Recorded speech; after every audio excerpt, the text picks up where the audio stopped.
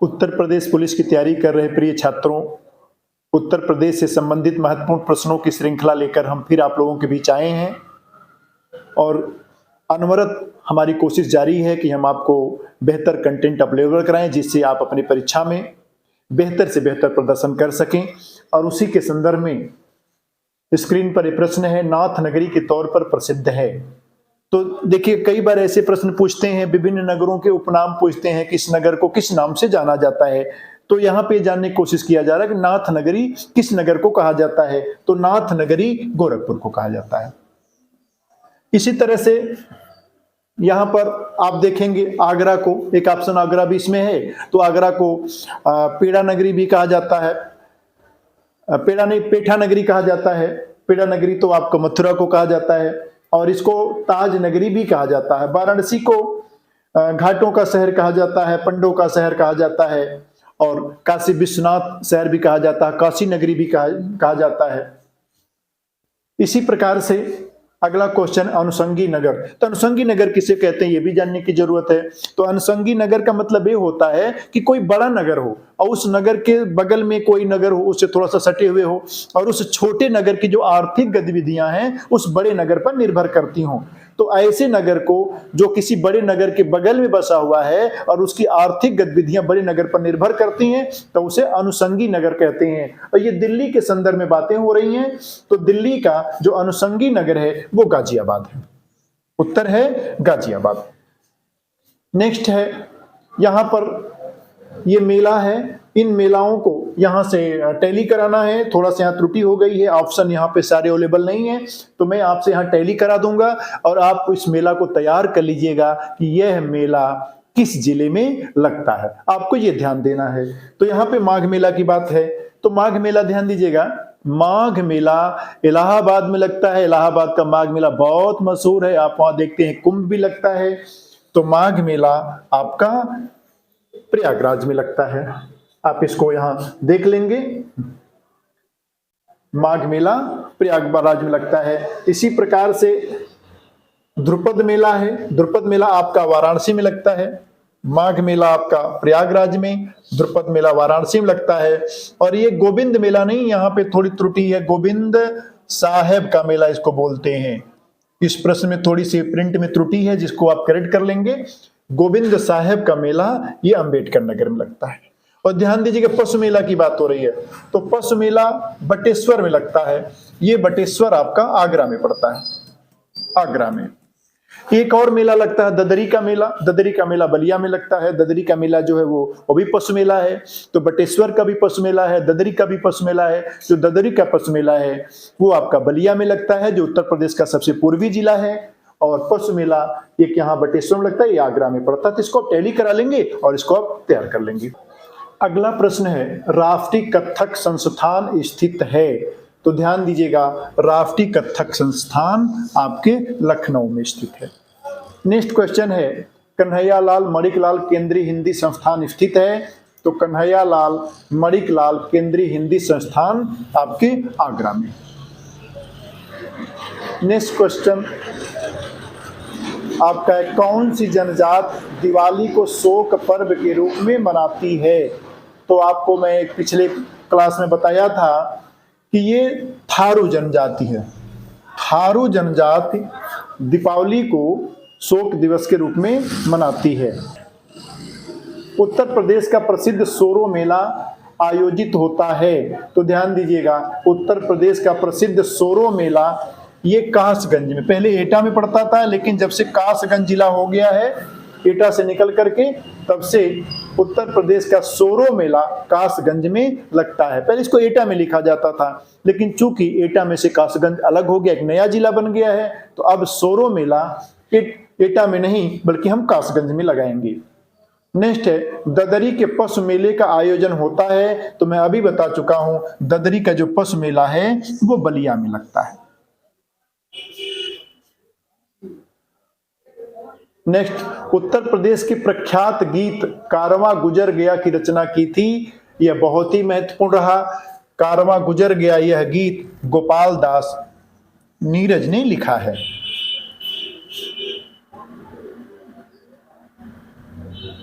संयुक्त प्रांत के पहले राज्यपाल थे? तो संयुक्त प्रांत के पहले राज्यपाल सर हरकोट बटलर थे। उत्तर प्रदेश में सीमांत कृषक कहा गया है, तो ध्यान दीजिएगा, उत्तर प्रदेश में सीमांत कृषक उसे कहा जाता है जिस किसान के पास भूमि 1 हेक्टेयर से कम होती है, अर्थात लिखा पढ़ी की भाषा में जिसे बीघा कहा जाता था 20 बिस्वा वाला, तो 20 बिस्वा वाला 4 बीघा से जिसके पास कम जमीन है या 1 हेक्टेयर से कम जिसके पास जमीन है उसे सीमांत कृषक कहा जाता है। तो यहाँ पर आप स्क्रीन पे देख रहे हैं कि उत्तर प्रदेश में दिया सलाई का उद्योग का प्रमुख केंद्र है। तो दिया सलाई उद्योग आपका बरेली के आंवला में होता है। और यहाँ पे ध्यान दीजिएगा, यहाँ पे जरी का भी काम होता है, बरेली में जरी का भी काम होता है और दिया सलाई का भी काम होता है। तो बरेली का जो आंवला है वो दिया सलाई के लिए जाना जाता है। नेक्स्ट क्वेश्चन, लखनऊ की सीमा किस जिले से स्पर्श नहीं करती है? तो आपको यहाँ ध्यान देने की जरूरत है। मैंने आप लोगों को बताया था कि उत्तर प्रदेश के जो पड़ोसी जिले हैं, जो उत्तर प्रदेश के जो पड़ोसी राज्य हैं, उनको आपको देखना होगा कि उत्तर प्रदेश के पड़ोसी राज्य कौन कौन से हैं। उन पड़ोसी राज्यों से उत्तर प्रदेश के किस जिले की सीमा लगती है? तो मैंने बताया था कि उत्तर प्रदेश के जो पड़ोसी राज्य हैं वो 8 हैं। एक केंद्र शासित प्रदेश वो दिल्ली है। तो इनसे किस किस जिलों की सीमा लगती है वो आपको पढ़ना है। और ये देख लीजिएगा कि उत्तर प्रदेश की राजधानी चूंकि लखनऊ है, तो लखनऊ को किन किन जिलों की सीमा स्पर्श करती है? तो ध्यान दीजिएगा, यहाँ पे लखनऊ को बाराबंकी की सीमा स्पर्श करती है। लखनऊ को बाराबंकी, ये कहीं आप लोग लिख लीजिएगा और इसको तैयार कर लीजिएगा। बाराबंकी की सीमा स्पर्श करती है। राय बरेली की सीमा स्पर्श करती है।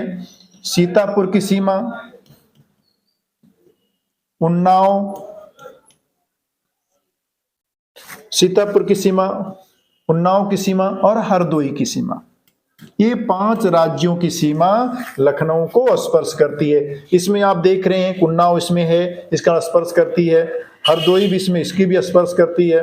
बाराबंकी भी स्पर्श करती है। बलिया जो उत्तर प्रदेश का सबसे पूर्वी जिला है, इसकी सीमा स्पर्श नहीं करती है। तो आपको ये 5 रट लेना है कि लखनऊ से इनकी सीमा स्पर्श करती है, तो ये आपको रट लेना है। बाकी अगर इससे कोई भिन्न है तो आप प्रश्न में लगा देंगे कि ये उनकी सीमा को नहीं टच करता है।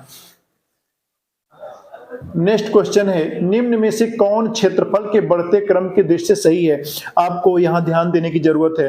कई बार आपसे ऊपर वाला जो सबसे बड़ा होता है उसे नहीं पूछता है। जैसे उत्तर प्रदेश का सबसे बड़ा जिला लखीमपुर खीरी है, उसको नहीं पूछे, उससे छोटा पूछ लेगा। तो उससे छोटा जो दूसरे नंबर पर है वो सोनभद्र है, तो सबसे बड़ा सोनभद्र है। सबसे छोटा आपका हापुड़ है, हापुड़ को नहीं पूछेगा, 20 से उठा लेता है। तो इसमें जो दिया गया है, इसमें आप देखेंगे तो गौतम बुद्ध नगर सबसे छोटा है और ये कह रहा बढ़ते क्रम में देखना है, तो सबसे छोटा गौतम बुद्ध नगर है और सबसे बड़ा सोनभद्र है।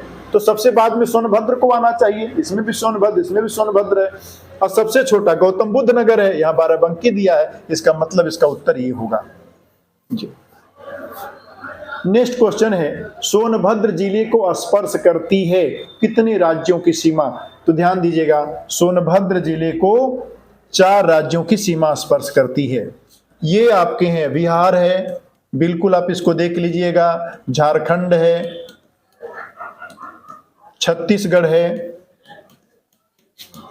और एमपी है, मध्य प्रदेश। इन 4 राज्यों की सीमा सोनभद्र को स्पर्श करती है।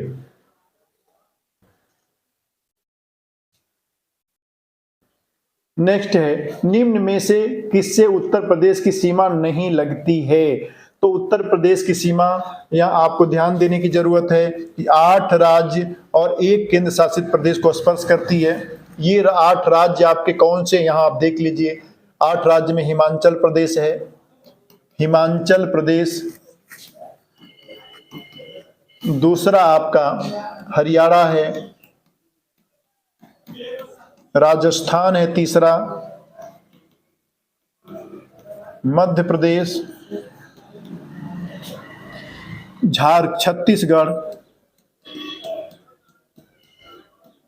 छत्तीसगढ़, झारखंड, बिहार और उत्तराखंड। 1 2 3 4 5 6 7 8 ये 8 राज्य हैं जिनकी सीमा उत्तर प्रदेश को स्पर्श करती है। और ये केंद्र शासित प्रदेश दिल्ली है। दिल्ली केंद्र शासित प्रदेश दिल्ली। यहां थोड़ी सी त्रुटि हो गई है, इसको अब दिल्ली केंद्र शासित प्रदेश दिल्ली है। और दिल्ली को यूपी के 2 जिलों की सीमा स्पर्श करती है। ये है गौतम बुद्ध नगर, गौतम बुद्ध नगर, और दूसरा है आपका गाजियाबाद, गाजियाबाद। तो दिल्ली को किन जिलों की सीमा स्पर्श करती है? तो दिल्ली को 2 जिलों की सीमा स्पर्श करती है, गाजियाबाद, गौतम बुद्ध नगर।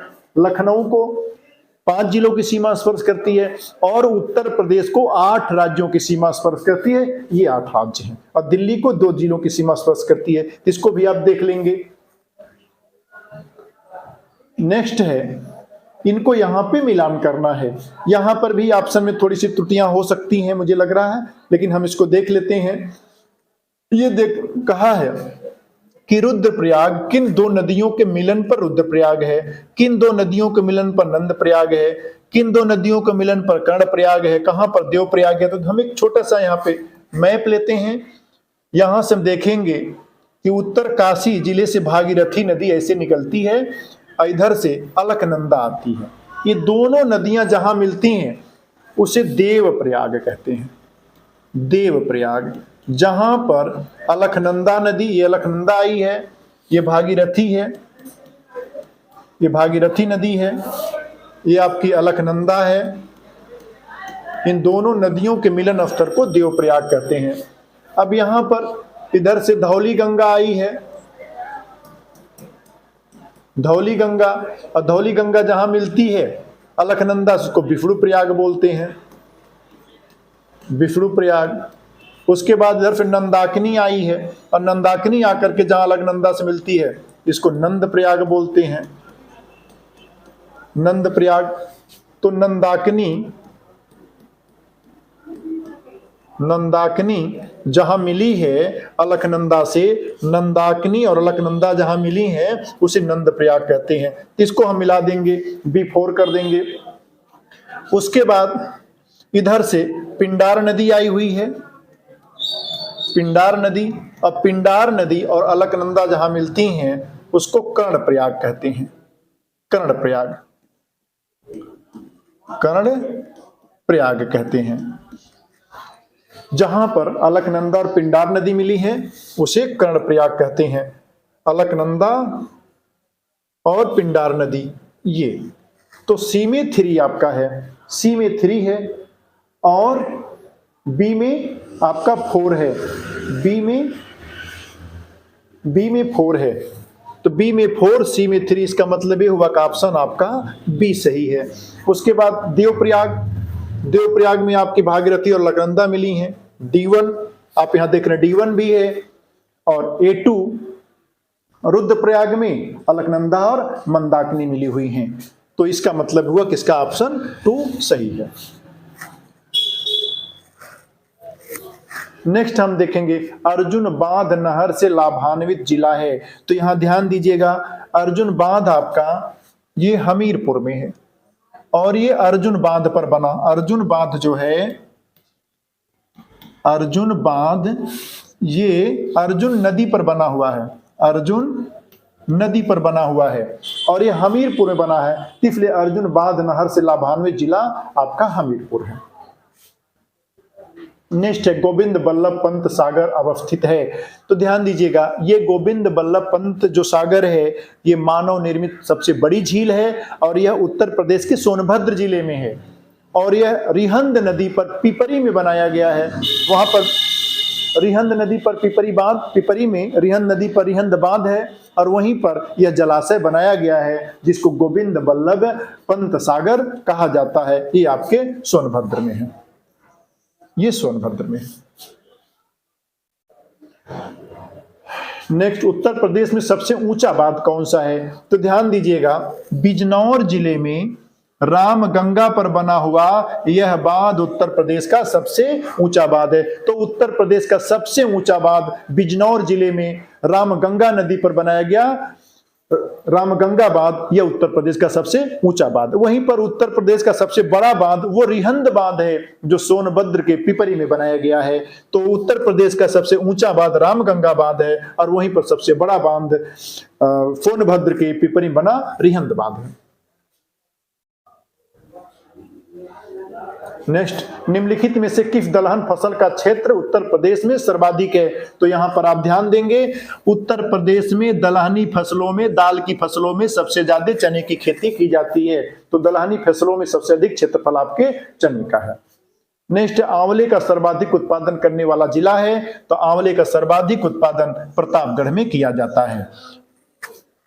नेक्स्ट है, इसको फिर मिलान करना है कि कौन सा, ये आप देख लीजिए हवाई अड्डे हैं, ये जिले हैं, कौन सा हवाई अड्डा किस जिले में है? तो लखनऊ में अमौसी हवाई अड्डा है, इसको हम आप देख लेंगे। वाराणसी में बाबतपुर हवाई अड्डा है, कानपुर में आपका चकेरी है और आगरा में खिरिया है। आप इसको मिला लेंगे और इसको आप मिलाएंगे तो आप देखेंगे कि ऑप्शन डी ये सही है।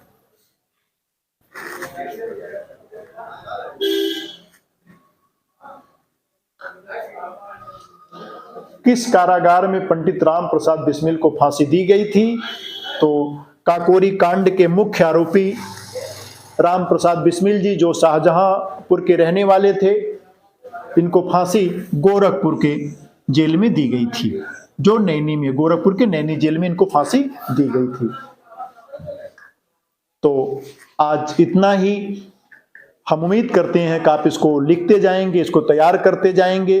आगे हम जैसे भी आपके लिए बेहतर हो पाएगा उसे करने की कोशिश करेंगे। धन्यवाद।